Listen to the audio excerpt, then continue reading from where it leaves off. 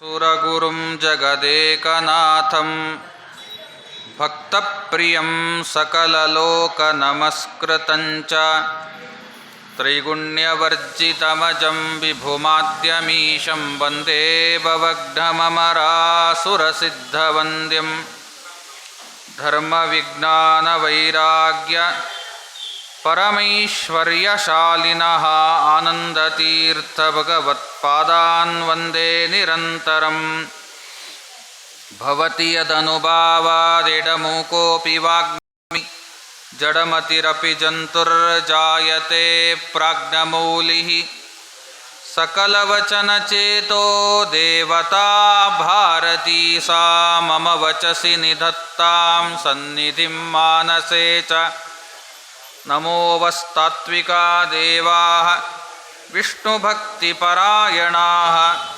ಧರ್ಮಮಾರ್ಗೇ ಪ್ರೇರಯಂತು ಭವಂತಃ ಸರ್ವ ಏವ ಹಿ ಯಸ್ಯ ವಾಕ್ಕಾಮಧೇನುರ್ನಃ ಕಾಮಿತಾರ್ಥಾನ್ ಪ್ರಯಚ್ಛತಿ ಸೇವೇತಂ ಜಯಯೋಗೀಂದ್ರಂ ಕಾಮಬಾಣಚ್ಛಿದಂ ಸದಾ ಅರ್ಥಿಕಲ್ಪಿತಕಲ್ಪೋऽಯಂ ಪ್ರತ್ಯರ್ಥಿಗಜಕೇಸರಿ ವ್ಯಾಸತೀರ್ಥಗುರುರ್ಭೂಯಾದಸ್ಮದಿಷ್ಟಾರ್ಥಸಿದ್ಧಯೇ ಕಾಮಧೇನುರ್ಯಥಾ ಪೂರ್ವಂ ಸರ್ವಾಭೀಷ್ಟಫಲಪ್ರದಾ ತಥಾ ಕಲೌ ವಾದಿರಾಜಶ್ರೀಪಾದೋಭೀಷ್ಟದಃ ಸತಾಂ ಪ್ರಣಮತ್ಕಾಮಧೇನುಂಚ ಭಜತ್ಸುರತರೂಪಮಂ ಶ್ರೀಭಾವಬೋಧಕೃತ್ಪಾದಚಿಂತಾಮಣಿಮುಪಾಸ್ಮಹೇ ಶ್ರೀಮತೋ ರಾಘವೇಂದ್ರಸ್ಯ ನಮಾಮಿ ಪದಪಂಕಜೆ ಕಾಮಿತಾಶೇಷಕಲ್ಯಾಣಕಲನಾಕಲ್ಪಪಾದಪೌ ಆಪಾದಮೌಲಿಪರ್ಯಂతం ಗುರುಣಾಂ ಆಕೃತಿಂ ಸ್ಮರೇತ್ ತೇನ ವಿಘ್ನಾಃ ಪ್ರಣಶ್ಯಂತಿ ಸಿದ್ಧ್ಯಂತಿ ಚ ಮನೋರಥಾಃ ಸ್ವಸ್ತ್ಯಸ್ಸತಾಂ ನಾರಾಯಣಂ ನಮಸ್ಕೃತ್ಯ ನರಂ ಚೈವ ನರೋತ್ತಮಂ ದೇವೀಂ ಸರಸ್ವತೀಂ ವ್ಯಾಸಂ ತತೋ ಜಯಮುದೀರಯೇತ್. ಶ್ರೀ ಗುರುಭ್ಯೋ ನಮಃ. ಹರಿ ಓಂ ಹರಿ ಓಂ ಹರಿ ಓಂ. ಗೋಪೀಚಂದನ ಮಹಾತ್ಮೆಯನ್ನು ಕೂಡ ಬ್ರಹ್ಮದೇವರಿಗೆ ಪರಮಾತ್ಮ ತಿಳಿಸ್ತಾ ಎಲ್ಲ ರೀತಿಯಾಗಿರ್ತಕ್ಕಂಥ ಕರ್ಮಗಳನ್ನು ಪೂರ್ಣ ಮಾಡತಕ್ಕಂಥದ್ದು ಗೋಪೀಚಂದನ. ಯಾರ ಮನೆಯಲ್ಲಿ ಗೋಪೀಚಂದನಾದಿಗಳಿರ್ತಾವೋ ಆ ಮನೆ ಒಂದು ತೀರ್ಥಕ್ಷೇತ್ರಕ್ಕೆ ಸಮಾನ. ಅಷ್ಟಲ್ಲದೇನೆ ಮತ್ತೆ ನಿತ್ಯ ಯಾರು ಕೂಡ ಆ ದ್ವಾದಶ ನಾಮಾದಿಗಳನ್ನು ಧಾರಣೆ ಮಾಡ್ತಾ ಇದ್ದಾರೋ ಅವ್ರು ನೋಡೋದೇ ಒಂದು ಪುಣ್ಯ ಅಂತ. ಈ ರೀತಿಯಾಗಿ ಇಷ್ಟೆಲ್ಲ ಮಹಿಮೆಯನ್ನು ಪರಮಾತ್ಮ ಹೇಳ್ತಾ ಇದ್ದಾನೆ. ಇನ್ನು ಆ ಗೋಪೀಚಂದನವನ್ನು ಹಚ್ಕೊಳ್ತಕ್ಕಂತಹ ಕ್ರಮ ಅದನ್ನು ತಿಳಿಸ್ತಾ ಇದ್ದಾನೆ. ನಿತ್ಯಂ ಲಲಾಟೆ ಮಮ ಮಂತ್ರ ಸಂಯುತಾಂ ಯಮಂ ನ ಪಶ್ಯೇದಪಿ ಪಾಪ ಸಂಯುತಃ. ನಿತ್ಯದಲ್ಲೂ ಕೂಡ ಗೋಪೀಚಂದನವನ್ನು ಹಚ್ಕೋಬೇಕಾದರೆ ಸುಮ್ಮನೆ ಮೂಕವಾಗಿ ಹಚ್ಕೋಬಾರ್ದು. ಅದಕ್ಕೆ ವಿಷ್ಣುತಾಕವಾದ ಮಂತ್ರವನ್ನು ಉಚ್ಚಾರಣೆ ಮಾಡು. ಮಮ ಮಂತ್ರಂ, ನನ್ನ ಕುರಿತಾದ ಮಂತ್ರವನ್ನು ಹೇಳಬೇಕು ಅಂತ. ಯಾವ ಮಂತ್ರ ಅದು ಅಂತಂದರೆ ವಿಶೇಷವಾಗಿ ವಿಷ್ಣು ಸೂಕ್ತ ಅಂತ. ವಿಷ್ಣು ಸೂಕ್ತದಲ್ಲಿ ಒಂದು ಮಂತ್ರ ಇದೆ. ವಿಷ್ಣುರ್ನಕಂ ವೀರ್ಯಾಣಿ ಪ್ರವೋಚಂ ಯಪ್ಪಾರ್ಥಿವಾನಿ ಮೇ ರಜಾಂಸಿ ಅಂತ. ಅದು ದೇವರ ಪಾದದ ಧೂಳಿಯನ್ನು ವರ್ಣನೆ ಮಾಡತಕ್ಕಂಥ ಒಂದು ಋಗ್ವೇದದ ಮಂತ್ರ. ಆ ಪರಮಾತ್ಮನ ಗುಣಗಳೆಷ್ಟಿದ್ದಾವೆ, ಅವನ ಪಾದದ ಧೂಳಿಯಲ್ಲಿ ಎಷ್ಟು ರೀತಿಯಾಗಿರ್ತಕ್ಕಂತಹ ಪಾವಿತ್ರತೆ ಇದೆ ಅಂತ ವರ್ಣನೆ ಮಾಡ್ತಾ ಹೇಳ್ತಾರೆ. ಜಗತ್ತಿನಲ್ಲಿ ಇಡೀ ಭೂಮಿಯಲ್ಲಿರ್ತಕ್ಕಂತಹ ಧೂಳು ಕಣಗಳನ್ನು ಬೇಕಾದರೆ ಎಣಿಸಿ ಇಡಬಹುದು. ಆದರೆ ಪರಮಾತ್ಮನ ಪಾದದ ಆ ಧೂಳಿ, ಅದರಲ್ಲಿರ್ತಕ್ಕಂಥ ಗುಣಗಳನ್ನು ಯಾರೂ ಕೂಡ ಎಣಿಸಲಿಕ್ಕೆ ಸಾಧ್ಯ ಇಲ್ಲ. ಅದು ಈ ಮಂತ್ರದ ತಾತ್ಪರ್ಯ. ಅಂದರೆ ಭೂಮಿಯಲ್ಲಿರ್ತಕ್ಕಂತಹ ಪ್ರತಿ ಮಣ್ಣಲ್ಲ, ಆ ಮಣ್ಣಲ್ಲಿರ್ತಕ್ಕಂಥ ಧೂಳು ಕಣಗಳನ್ನು ಬೇಕಾದ್ರೆ ಎಣಿಸಿಡ್ಬೋದು ನಾವು. ಆದರೆ ಪರಮಾತ್ಮನ ಗುಣಗಳನ್ನು ನಾವು ಯಾರೂ ಕೂಡ ಎಣಿಸಲಿಕ್ಕೆ ಸಾಧ್ಯ ಇಲ್ಲ. ಅಂಥ ಅದ್ಭುತವಾದ ಸನ್ನಿಧಾನ ಎಲ್ಲಿರ್ತದೆ ಅಂತಂದರೆ ಪರಮಾತ್ಮನ ಪಾದದ ಧೂಳಿಯಾಗಿರ್ತಕ್ಕಂಥ ಗೋಪೀಚಂದನದಲ್ಲಿದೆ. ಆ ಕಾರಣದಿಂದ ಆ ಗೋಪೀಚಂದನವನ್ನು ಕೂಡ ಈ ವಿಷ್ಣುತಾಕವಾಗಿರ್ತಕ್ಕಂಥ ಮಂತ್ರದಿಂದ ನಾವು ಧಾರಣ ಮಾಡಬೇಕು ಅಂತ ಯಾರಿದನ್ನು ಧಾರಣ ಮಾಡ್ತಾ ಇರ್ತಾರಲ್ಲ, ತದ್ವಿಷ್ಣೋ ಪರಂ ಪದಂ ಸದಾ ಪಶ್ಯಂತಿ ಸೂರಯಾ ದಿವೀವ ಚಕ್ಷುರಾತತಂ. ಆ ವಿಷ್ಣುವಿನ ಪರಮಂಪದಂ, ಪರಮಂಪದಂ ಅಂತಂದರೆ ಶ್ರೇಷ್ಠವಾಗಿರ್ತಕ್ಕಂಥ ಮನೆ, ಪರಮಾತ್ಮನ ಮನೆ ಯಾವುದು? ವೈಕುಂಠ. ಆ ವೈಕುಂಠ ಸ್ಥಾನವನ್ನೇ ಕುರಿತು ಹೋಗ್ತಾ ಇದ್ದಾರೆ ಯಾರು? ಊರ್ಧ್ವ ಪುಂಡ್ರವನ್ನು ಹಚ್ಚಿಕೊಳ್ತಾ ಇದ್ದಾರೆ. ಅಂಥ ವ್ಯಕ್ತಿಗಳು ಆ ವಿಷ್ಣು ಲೋಕವನ್ನೇ ಪಡೀತಾ ಇದ್ದಾರೆ ಅಂತ ಹೇಳ್ತಕ್ಕಂಥ ಮತ್ತೊಂದು ವೇದಮಂತ್ರ. ಈ ವಿಷ್ಣು ಸೂಕ್ತದಿಂದ ಆ ಗೋಪೀಚಂದನವನ್ನು ಕೂಡ ತೆಗೆದು ನಾವು ದ್ವಾದಶ ನಾಮಾದಿಗಳನ್ನು ಹಚ್ಕೋಬೇಕು ಅಂತನ್ನುವ ಕ್ರಮದಿಂದ ಬ್ರಹ್ಮದೇವರಿಗೆ ಪರಮಾತ್ಮ ಹೇಳ್ತಾ ಇದ್ದಾನೆ, ಮನ್ಮಂತ್ರಂ, ನನ್ನ ಕುರಿತಾಗಿರ್ತಕ್ಕಂಥ ಮಂತ್ರವನ್ನು ಉಚ್ಚಾರಣೆ ಮಾಡ್ತಾ ಗೋಪೀಚಂದನಾದಿಗಳನ್ನು ಹಚ್ಕೋಬೇಕು ಅಂತ ಈ ರೀತಿಯಾಗಿ ಬ್ರಹ್ಮದೇವರಿಗೆ ಹೇಳ್ತಾ ಇದ್ದ. ಯಾರು ಈ ಕ್ರಮದಲ್ಲಿ ಮಂತ್ರ ಪುರಸ್ಸರವಾಗಿ ಗೋಪೀಚಂದನವನ್ನು ನಿನ್ನೆ ಹೇಳಿದಂತೆ ಅನುಸಂಧಾನಪೂರ್ವಕವಾಗಿ ಆ ಗೋಪೀಚಂದನ ಎಲ್ಲಿ ಇರ್ತದೋ ಅದೇ ಪ್ರಯಾಗ ತ್ರಿವೇಣಿ ಸಂಗಮ ಕ್ಷೇತ್ರ. ಕುರುಕ್ಷೇತ್ರ ಯಾತ್ರೆ ಮಾಡಿದ್ರೆ ಏನು ಪುಣ್ಯ ಬರಬೇಕು? ಆ ಪುಣ್ಯ ಗೋಪೀಚಂದನ ಹಚ್ಕೊಳ್ಳೋದ್ರಿಂದ ಬರ್ತದೆ. ಅಷ್ಟೇ ಯಾಕೆ, ಅನೇಕ ತೀರ್ಥಗಳನ್ನು ನಾವು ಕೂಡ ಭಕ್ತಿಯಿಂದ ಯಾತ್ರೆ ಮಾಡಿದ್ರೆ ಏನು ಪುಣ್ಯ ಬರಬೇಕು? ಅದು ಗೋಪೀಚಂದನ ಹಚ್ಕೊಳ್ಳೋದ್ರಿಂದ ಬರ್ತದೆ. ಇಷ್ಟೆಲ್ಲ ಪರಮಾತ್ಮನನ್ನು ಹೇಳಿದ್ನಲ್ಲ, ಆ ಅನುಸಂಧಾನಪೂರ್ವಕವಾಗಿ ಇಂಥ ಸಾಕ್ಷಾತ್ ಪರಮಾತ್ಮನ ವಿಭೂತಿ ರೂಪ ಉಳ್ತಕ್ಕಂಥದ್ದು ಗೋಪೀಚಂದನ ಅಂತ ಭಕ್ತಿಯಿಂದ ನಾವು ಕೂಡ ಹಚ್ಕೋಬೇಕು. ಹೀಗೆ ಹಚ್ಕೊಂಡ್ರೆ ಮತ್ತೆ ಏನಾಗ್ತದೆ? ಯಮಂನ ಪಶ್ಯೇದಪಿ ಪಾಪ ಸಂಯುತ. ಆ ವ್ಯಕ್ತಿ ಪಾಪಿಷ್ಠನಾಗಿದ್ದರೂ ಕೂಡ ಅವನು ಯಮದೇವರು ಅವನು ನೋಡೋದಿಲ್ವಂತ. ಕಾರಣ, ಗೋಪೀಚಂದನ ಹಚ್ಕೊಳ್ಳೋದ್ರಿಂದ ತಕ್ಷಣ ಪಾಪಗಳ ನಿವೃತ್ತಿ ಆಗ್ತಾ ಇದೆ ಅಂತನ್ನೋ ಕಾರಣಕ್ಕೆ ಇಂಥ ಉತ್ತಮವಾದ ಫಲ ಇದೆ. ಇದನ್ನು ಹೀಗೆ ಹಚ್ಕೋಬೇಕು ಅಂತ ಪರಮಾತ್ಮ ಹೇಳ್ತಾ ಇದ್ದ. ಯಸ್ಯಾಂತ ಕಾಲೇ ಸುತ ಗೋಪೀಚಂದನಂ ಬಾಹ್ವೋರ್ದಲಾಟೆ ಹೃದಯ ಮಸ್ತಕೆ ಚ ಪ್ರಯಾತಿ ಲೋಕೆ ಕಮಲಾಪತಿರ್ಮಮ ಗೋಪಾಲಬಾಲಿ ಯದಿ ಬ್ರಹ್ಮ ಸ್ಯಾತ್. ಅಂತ್ಯಕಾಲದಲ್ಲಿ ವಿಶೇಷವಾಗಿ ಇನ್ನೇನು ಪ್ರಾಣ ಹೋಗ್ತಾ ಇದೆ ಅಂತನ್ನೋ ಸಂದರ್ಭದಲ್ಲಿ ಅವನ ಮೈ ಮೇಲೆ ಗೋಪೀಚಂದನ ಇತ್ತು ಅಂತಂದರೆ ಯಾವತ್ತಿಗೂ ಕೂಡ ಅವನಿಗೆ ದುರ್ಗತಿ ಆಗೋದಿಲ್ಲ. ಅಂಥ ಉತ್ತಮವಾಗಿರ್ತಕ್ಕಂತಹ ಸದ್ಗತಿಯನ್ನೇ ಕೊಡಿಸ್ತಕ್ಕಂತಹದ್ದು ಗೋಪೀಚಂದನ. ಹಾಗಿದ್ರೆ ನಾವೆಷ್ಟೆಷ್ಟೇ ಪಾಪಗಳನ್ನು ಮಾಡಿದರೂ ಕೂಡ ಅಲ್ಲಿ ಪರಮಾತ್ಮ ಹೇಳಿದ್ದಾನೆ, ಬ್ರಹ್ಮಹತ್ಯೆ ಮಾಡಿರ್ತಕ್ಕಂಥ ವ್ಯಕ್ತಿಯಾಗಲಿ ಅಥವಾ ಗೋಹತ್ಯೆ ಮಾಡಿರ್ತಕ್ಕಂಥ ವ್ಯಕ್ತಿಯಾಗಲಿ ಅಥವಾ ಬಾಲಹನನ ಮಾಡಿರ್ತಕ್ಕಂಥ ವ್ಯಕ್ತಿ ಆಗಿದ್ದರೂ ಕೂಡ ಅಂತ್ಯಕಾಲದಲ್ಲಿ ತಾನು ಕೂಡ ಗೋಪೀಚಂದನ ಧಾರಣ ಮಾಡ್ತಾನೆ, ಮಾಡಿಕೊಂಡು ಪ್ರಾಣತ್ಯಾಗ ಮಾಡ್ತಾ ಇದ್ದಾನೆ ಅಂತನ್ನೋದಾದರೆ ಅವನಿಗೆ ಸದ್ಗತಿ ಆಗ್ತದೆ. ಇದರಲ್ಲಿ ಸಂಶಯ ಬೇಡ. ಎಲ್ಲ ಪಾತಕಗಳು, ಮಹಾಪಾತಕಗಳು ಕೂಡ ಅದು ಭಸ್ಮ ಆಗಿ ತಕ್ಷಣ ತಾನು ಕೂಡ ಆ ಪರಮಾತ್ಮನ ಲೋಕವನ್ನು ಕುರಿತು ಪ್ರಯಾಣವನ್ನು ಮಾಡ್ತಾ ಇದ್ದಾನೆ ಅಂತ. ಅಂದರೆ ತಾತ್ಪರ್ಯ, ಅಂತ್ಯಕಾಲದಲ್ಲಿ ಇದು ಸಂಜೀವನಿ ಇದ್ದಂತೆ. ಯಾವ ರೀತಿಯಾಗಿ ಕೀತ, ಗಂಗಾ, ಗೋವಿಂದ ಅಂತ 3 ಗಕಾರಗಳು ಕೂಡ ಅವಶ್ಯವಾಗಿ ನಾವು ಅಂತ್ಯಕಾಲದಲ್ಲಿ ಹೇಳಬೇಕು ಅಂತ ಉಚ್ಚಾರಣೆ ಹೇಳ್ತಾರಲ್ಲ ಶಾಸ್ತ್ರಕಾರರು. ಗೋವಿಂದ ನಾರಾಯಣ ಅಂತ ಪ್ರಾಣತ್ಯಾಗ ಮಾಡಬೇಕು. ಗಂಗಾ ಬಾಯಿನಲ್ಲಿ ಹಾಕಿಕೊಂಡು ನಾವು ತೀರ್ಥಪಾನವನ್ನು ಮಾಡಿ ಪ್ರಾಣತ್ಯಾಗ ಮಾಡಬೇಕು. ಗೀತೆಯ ಶ್ಲೋಕಾರ್ಧಂ ಶ್ಲೋಕಪಾದಂಬ, ಭಗವದ್ಗೀತೆಯ ಒಂದು ಶ್ಲೋಕ ಕಡೆಯ ಪಕ್ಷ ಅದೂ ನೆನಪಾಗಿಲ್ಲ. ಯಾಕೆಂದರೆ ಪ್ರಾಣ ಹೋಗ್ತಾ ಇರ್ತದೆ. ಕಿವಿಲಾದರೂ ಕೂಡ ಯಾರಾದರೂ ಭಗವದ್ಗೀತಾ ಅಂತ ಹೇಳಿದ್ರು ಆದರೂ ಸಾಕು, ಉತ್ತಮವಾದ ಗತಿ ಅವನಿಗಾಗ್ತದೆ. ಹೇಗೋ ಅದೇ ರೀತಿ ಗೋಪೀಚಂದನ ಯಾರು ಧಾರಣೆ ಮಾಡಿಕೊಂಡಿರ್ತಾರೆ, ಹಣೆಯಲ್ಲಿ, ಬಾಹುಗಳಲ್ಲಿ, ಉದರದಲ್ಲಿ, ಹೃದಯದಲ್ಲಿ 12 ನಾಮಯುಕ್ತರಾಗಿ ಯಾರು ಕೂಡ ಅಂತ್ಯಕಾಲದಲ್ಲಿ ಪ್ರಾಣತ್ಯಾಗ ಮಾಡ್ತಾ ಇದ್ದಾರೋ ಅಂಥ ವ್ಯಕ್ತಿಗೆ ದುರ್ಗತಿ ಆಗಲಿಕ್ಕೆ ಸಾಧ್ಯನೇ ಇಲ್ಲ. ಎಷ್ಟೇ ಪಾಪ ಮಾಡಿದರೂ ಕೂಡ ಆ ಪಾಪವೆಲ್ಲವೂ ಕೂಡ ಪ್ರಾಯಶ್ಚಿತ್ತವಾಗ್ತದೆ ಅಂತ ಪರಮಾತ್ಮ ಹೇಳ್ತಾ ಇದ್ದಾರೆ. ಪ್ರಯಾತಿ ಲೋಕೆ ಕಮಲಾಪತೇರ್ಮಮ. ಅವರು ನನ್ನ ಲೋಕವನ್ನು ಕುರಿತು ಬರ್ತಾ ಇದ್ದಾರಪ್ಪ ಬ್ರಹ್ಮ ಅಂತ ಈ ರೀತಿಯಾಗಿ ಬಹಳ ಶ್ರೇಷ್ಠವಾದ ಮಾತುಗಳನ್ನು ಪರಮಾತ್ಮ ಹೇಳ್ತಾ ಇದ್ದಾರೆ. ಅಷ್ಟೇ ಅಲ್ಲ, ಗ್ರಹಾನ ಪೀಡ್ಯಂತೆ ನ ರಾಕ್ಷಸಾಂಗಣ ಯಕ್ಷ ಪಿಶಾಚ ಚೋರಗಭೂತ ನಾಯಕಾ ಗೋಪೀಚನ್ನು ಹಚ್ಕೊಳ್ಳಂದ್ರೆ ಮತ್ತೊಂದು ಅಡ್ವಾಂಟೇಜ್ ಹೇಳ್ತಾನೆ ಪರಮಾತ್ಮ. ಏನದು ಅಂತಂದರೆ, ನಮ್ಗೆ ಅನೇಕ ಗ್ರಹಗಳ ಪೀಡೆ ಇರ್ತದೆ. ಈ ನವಗ್ರಹಗಳು ಕೂಡ ನಮ್ಮ ಪ್ರಾರಬ್ಧ ಕರ್ಮ ವಶಾತ್ ನಮ್ಮನ್ನು ನಾವು ಮಾಡಿರ್ತಕ್ಕಂಥ ಜನ್ಮಾಂತರದ ಪಾಪದ ನಿಮಿತ್ತಕವಾಗಿ ಅದೆಲ್ಲ ನಮ್ಮನ್ನು ಹಿಂಸೆ ಕೊಡ್ತಾ ಇರ್ತದೆ. ಗ್ರಹಚಾರ ಅಂತೇನು ಕರೀತಾರೆ. ಆ ಗ್ರಹಗಳ ಚಾರ ಅಂದರೆ ಸುತ್ತುವಿಕೆ. ಆ ಗ್ರಹಗಳು ಇಂತಿಂಥ ಸ್ಥಾನದಲ್ಲಿದ್ದಾಗ ಒಂದೊಂದು ಮನೆಯಲ್ಲಿ ಒಂದೊಂದು ರೀತಿಯಾದ ಫಲವನ್ನು ಕೊಡ್ತಾ ಬರ್ತದೆ.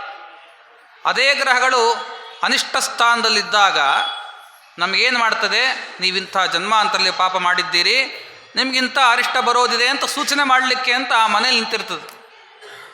ಹಾಗಿದ್ರೆ ಅಂಥ ಅರಿಷ್ಟ ಗ್ರಹಗಳು ಅಂತ ಯಾವುದು ನಮ್ಮ ಜಾತಕದಲ್ಲಿದೆಯೋ ಅಂಥ ಗ್ರಹಗಳು ಕೂಡ ನಮಗೆ ಅನಿಷ್ಟ ಸ್ಥಾನದಲ್ಲಿದ್ದರೂ ಕೂಡ ಅದರ ಬಾಧ ನಮಗಾಗಬಾರ್ದು, ಅದರ ಫಲ ಆಗಬಾರ್ದು ಅಂತಂದರೆ ಗೋಪೀಚನ್ನ ಹಚ್ಕೊಳ್ರಿ ಅಂತ ಪರಮಾತ್ಮ ಅಂತ.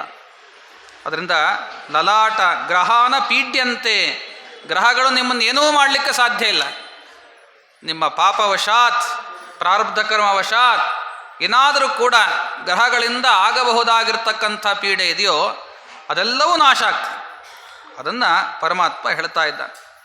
ಜೊತೆಗೆ ರಾಕ್ಷಸರು ದುಷ್ಟಶಕ್ತಿಗಳು ನಿಮ್ಮನ್ನು ಪೀಡಿಸಲಿಕ್ಕೆ ಅಂತ ಬಂದಾಗ, ಅಭಿಚಾರಿಕೆಗಳು ಏನಾದರೂ ಕೂಡ ನಿಮ್ಮನ್ನು ಪೀಡಿಸಲಿಕ್ಕೆ ಅಂತ ಬಂದಾಗ ಅದು ಯಾವುದೂ ಕೆಲಸ ಮಾಡೋದಿಲ್ಲ. ಯಾವಾಗ ನಿಮ್ಮ ಮೈ ಮೇಲೆ ಆ ಗೋಪೀಚಂದನ ಇದ್ದಾಗ ಅಂತ ಈ ರೀತಿಯಾಗಿ ಪರಮಾತ್ಮ ಹೇಳ್ತಾ ಇದ್ದ.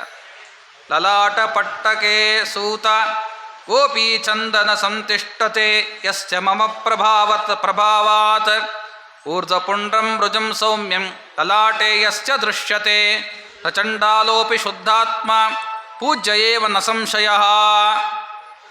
ಹಣೆ ಮೇಲೆ ಆ ಗೋಪೀಚಂದನ ನಾಮ ಇತ್ತು ಅಂತಂದರೆ ಒಂದು ಪೂಜ್ಯನೇ ಆಗ್ತಾನೆ. ಪೂಜ್ಯ ಏವ ನ ಸಂಶಯ. ಎಷ್ಟೆಷ್ಟೋ ಪಾಪಗಳು ಮಾಡಿದರೂ ಕೂಡ ಅವನಿಗೆ ನಾವು ಆದರವನ್ನು ತೋರಿಸಬೇಕು, ಗೌರವವನ್ನು ತೋರಿಸಬೇಕು. ಯಾವಾಗ ಯಾರ ಹಣೆಯಲ್ಲಿ ಗೋಪೀಚಂದನ ಕಾಣ್ತದೋ ಅವನಿಗೆ ಅಂತ. ಇದೆಲ್ಲ ತಾತ್ಪರ್ಯ ಏನು ಅರ್ಥ? ನಿನ್ನೆ ಹೇಳಿದಂತೆ ಗೋಪೀಚಂದನ ಹಚ್ಕೊಳ್ಳೋದು ಪಾಪ ಮಾಡೋದು. ಹಾಗಾದರೆ ಆ ಪಾಪ ನಮಗೇನು ಮಾಡೋದಿಲ್ಲ. ಮತ್ತೆ ಗೋಪೀಚಂದನ ಹಚ್ಕೊಳ್ತಾ ಇರೋಣ, ಪಾಪ ಅಂತೂ ಮಾಡ್ತಾ ಇರೋಣ ಅಂತಲ್ಲ ಇದು.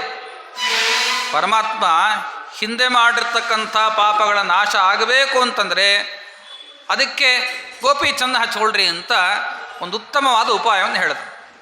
ಅದೇ ಗೋಪೀಚಂದನ ಹಚ್ಕೊಳ್ಳೋದು ಮತ್ತೆ ಪಾಪಗಳನ್ನು ಮಾಡೋದು ಅಂತಂದರೆ ಅದು ನರಕ ಸಾಧನೆ ಆಗ್ತದೆ ಹೊರತಾಗಿ ಅದರಿಂದ ನಮಗೆ ಯಾವುದೇ ಪಾಪಗಳ ನಿವೃತ್ತಿ ಆಗಲಿಕ್ಕೆ ಸಾಧ್ಯ ಇಲ್ಲ. ಯಾವ ರೀತಿ ಅಂತಂದರೆ, ಇವಾಗ ರೋಗ ಎಷ್ಟಿರ್ತದೋ ಅದಕ್ಕೆ ತಕ್ಕದಾಗಿರ್ತಕ್ಕಂಥ ಡೋಸೇಜನ್ನು ಡಾಕ್ಟ್ರ್ ಕೊಡ್ತಾರೆ. ಬಹಳ ಜ್ವರ ಇತ್ತು ಅಂದರೆ ಅದಕ್ಕೆ ಒಳ್ಳೆ ಪ್ರಬಲವಾಗಿರ್ತಕ್ಕಂಥ ಆ್ಯಂಟಿಬಯೋಟಿಕ್ ಏನಾದ್ರು ಕೊಡ್ತಾರೆ. ಅದು ನಿಮಗೆ ಜ್ವರ ಬೇಗ ಕಮ್ಮಿ ಆಗಬೇಕು, ರೋಗ ನಾಶ ಆಗಬೇಕು ಬೇಗ. ಸ್ವಲ್ಪ ಏನಾದರೂ ಶೀತ ಗೀತ ಅಂತಿದ್ರೆ ಆ್ಯಂಟಿಬಯೋಟಿಕ್ ಏನು ಕೊಡಲ್ಲ, ಬರೀ ಅಷ್ಟೇ ಎಷ್ಟು ಬೇಕೋ ಅಷ್ಟು ಮಾತ್ರೆಯನ್ನು ಕೊಟ್ಟು, ಸಾಮಾನ್ಯವಾದ ಮಾತ್ರೆಯನ್ನು ಕೊಟ್ಟು ಅದನ್ನು ಪರಿಹಾರ ಮಾಡುತ್ತೆ. ರೋಗ ಹೆಚ್ಚಿದ್ದಷ್ಟು ಡೋಸೇಜ್ ಹೆಚ್ಚಾಗ್ತಾ ಹೋಗ್ತದೆ ನಮ್ಮ ಮೆಡಿಸನ್. ಹೇಗೋ ಹಾಗೆ ಕೂಡ ನಮ್ಮ ಪಾಪಗಳು ಹೆಚ್ಚಾದಷ್ಟು ನಾವು ಕೂಡ ಸಾಧನೆಯನ್ನು ಹೆಚ್ಚೆಚ್ಚು ಮಾಡಿಕೊಳ್ತಾ ಇರಬೇಕು. ನಮಗೆ ಆ ಪಾಪಗಳು ದುಃಖವನ್ನು ಕೊಡಬಾರದು ಅಂತನ್ನೋದಾದರೆ ಏನು ಮಾಡಬೇಕು? ಅದಕ್ಕೆ ಸಾಧನೆಯನ್ನು ಹೆಚ್ಚೆಚ್ಚು ಮಾಡ್ತಾ ಪರಮಾತ್ಮನ ಆ ಅನುಗ್ರಹವನ್ನು ಪಡಿಬೇಕು. ಇಂಥ ರೀತಿಯಾಗಿರ್ತಕ್ಕಂಥ ಪಾಪಗಳನ್ನು ಮಾಡೋಣ, ಗೋಪೀಚಂದನೂ ಹಚ್ಕೊಳ್ಳೋಣ, ರಾಯನಿಗೆ ನಮಸ್ಕಾರವನ್ನು ಹಾಕೋಣ ಅಂತಂದರೆ ಅದೇನಾಗ್ತದೆ? ಅದು ಪಾಪಮಯವೇ ಆಗ್ತದೆ. ಯಾಕೆ ಅಂತಂದರೆ ನಮ್ಮ ರಾಯರು ಅಷ್ಟೇ, ಅವ್ರು ಹೇಗೆ ಕೂತಿದ್ದಾರೆ ಮತ್ತು ದಂಡ ಕಮಂಡುಲ ಜಪ ಮಣಿ ಮೈಪೂರ್ತಿ ತಾವು ಕೂಡ ದ್ವಾದಶ ನಾಮವನ್ನು ಪರಮಾತ್ಮನ ನಿರ್ಮಾಲ್ಯ ರೂಪವಾದ ಗಂಧವನ್ನು ಹಚ್ಕೊಂಡು ಇನ್ನೂ ಕೂಡ ವೃಂದಾವನದಲ್ಲಿ ತಾವು ಕೂಡ ಜಪ ಮಾಡ್ತಾನೇ ಕೂತಿದ್ದಾರೆ. ಅಕ್ಷಮಾಲ ಕಮಂಡುಲುಂ, ಅಕ್ಷಮಾಲ ಕಮಂಡುಲುಂ. ಯಾರು? ನಮ್ಮ ರಾಯರು ಕೈಲಿ ಧಾರಣೆ ಮಾಡಿರ್ತಕ್ಕಂಥ ಇಷ್ಟು ಆ ಆಯುಧಗಳಿದ್ದಂತೆ ಅದನ್ನು ಧಾರಣೆ ಮಾಡಿಕೊಂಡು ತಾವು ಶುದ್ಧ ಮನಸ್ಕರಾಗಿ ಮೈಯಲ್ಲಿ ದ್ವಾದಶನಾಮ ಪರಮಾತ್ಮನ ಅಂಕಿತಗಳು ಚಕ್ರಾಂಕಿತ ಈ ಮುದ್ರಾಂಕವನ್ನು ಧಾರಣೆ ಮಾಡಿಕೊಂಡು ಆ ರಾಯರು ಎಲ್ಲರಿಗೂ ಅನುಗ್ರಹವನ್ನು ಮಾಡ್ತಾಯಿದ್ರು. ಹಾಗಿದ್ದರೆ ಯಾರನ್ನು ನಾವು ನಮಸ್ಕಾರ ಮಾಡಿ ಅನುಗ್ರಹವನ್ನು ಬೇಡ್ತೀವೋ ಅವರು ಯಾರಾಗಿದ್ದಾರೆ? ಪರಮ ವಿಷ್ಣು ಭಕ್ತರಾಗಿರ್ತಕ್ಕಂಥ ರಾಘವೇಂದ್ರ ಸ್ವಾಮಿಗಳು. ಅವರು ನಿತ್ಯ ಗೋಪೀಚಂದನಾದಿಗಳನ್ನು ಹಚ್ಚಿಕೊಂಡು ನಮಗೆ ಅನುಗ್ರಹ ಮಾಡ್ತಾ ಇದ್ದಾರೆ ಅಂತಂದರೆ ಆ ಗೋಪೀಚಂದ ನಾವು ಹಚ್ಕೊಂಡ್ರೂ ಕೂಡ ರಾಯರು ನಮ್ಮ ನೋಡಿ ಅನುಗ್ರಹ ಮಾಡ್ತಾರೆ. ಅದರಲ್ಲಿ ಸಂಶಯ ಬೇಕಾಗಿಲ್ಲ. ಯಾಕೆಂದರೆ ಪರಮಾತ್ಮ ಇಲ್ಲಿ ಹೇಳಿದ್ದು, ಯಾರ ಹಣೆಯಲ್ಲಿ ಗೋಪೀಚಂದನ ಇರ್ತದೋ ಅವರಿಗೆ ನಾನು ಅನುಗ್ರಹ ಮಾಡೇ ಮಾಡ್ತೀನಿ ಅಂತ. ಅವನೆಂಥ ಪಾಪಿಷ್ಟನಾದರೂ ಕೂಡ ಆ ಪಾಪಗಳನ್ನು ಕಳೀತೀನಿ, ಕಳೆದ ಮೇಲೆ ಮತ್ತೆ ಮುಂದೆ ಪಾಪ ಮಾಡಲಿಕ್ಕೆ ಪ್ರವೃತ್ತಿಯನ್ನು ಉಂಟು ಮಾಡೋದಿಲ್ಲ. ಅಂದರೆ ನಮಗುಂಟಾಗಬಾರ್ದು, ಪ್ರವೃತ್ತಿ ಉಂಟಾಗಬಾರ್ದು ಪಾಪ ಮಾಡೋದ್ರಲ್ಲಿ. ಆ ಕ್ರಮದಲ್ಲಿ ನಾವು ಕೂಡ ಭಕ್ತಿಯಿಂದ ಗೋಪೀಚಂದನಾದಿಗಳನ್ನು ಧಾರಣ ಮಾಡಬೇಕು. ಊರ್ಧ್ವಪುಂಡ್ರ ಮೃಜಂ ಸೌಮ್ಯಂ ಲಲಾಟೆ ಯಸ್ಯ ದೃಶ್ಯತೆ. ಯಾರ ಹಣೆಯಲ್ಲಿ ಲಲಾಟ, ಲಲಾಟ ಅಂದರೆ ಹಣೆ, ಆ ಹಣೆ ಮೇಲೆ ಊರ್ಧ್ವಪುಂಡ್ರ ಏನು ಕಾಣ್ತಾ ಇದ್ದಿಲ್ಲ, ಅವರು ಚಂಡಾಲರಾಗಿದ್ದರೂ ಕೂಡ ತಕ್ಷಣ ಶುದ್ಧಿಯನ್ನು ಹೊಂದುತ್ತಾ ಇದ್ದಾರೆ.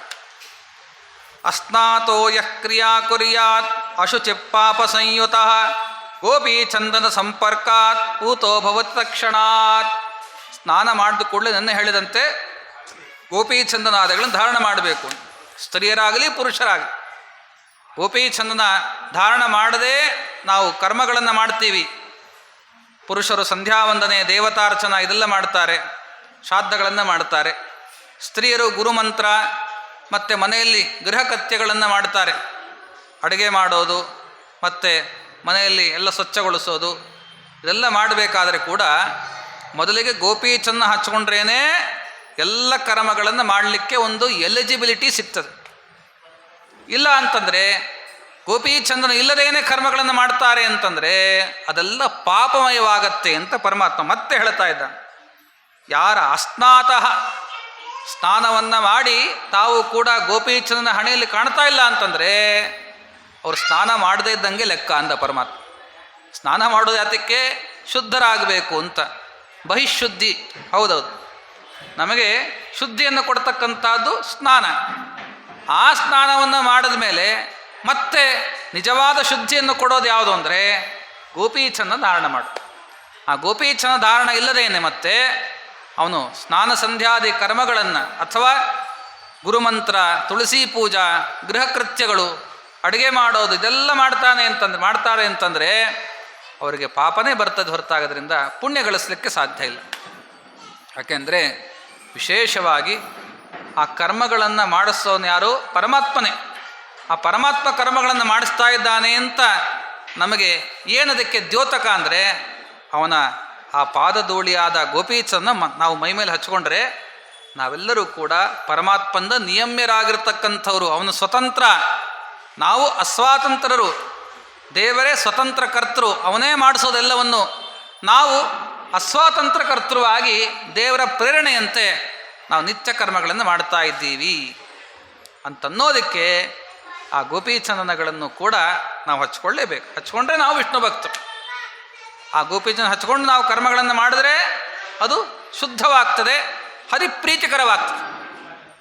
ಇಲ್ಲ ಅಂತಂದರೆ ಅದು ಪಾಪಮಯವಾಗ್ತಾ ಇದೆ ಅಂತ ಈ ರೀತಿಯಾಗಿ ಪರಮಾತ್ಮ ಹೇಳ್ತಾ ಇದ್ದ. ಅದಕ್ಕೋಸ್ಕರ ಗೋಪೀಚಂದನ ಸಂಪರ್ಕಾತ್ ಪೂತೋ ಭವತಿ ತಕ್ಷಣ.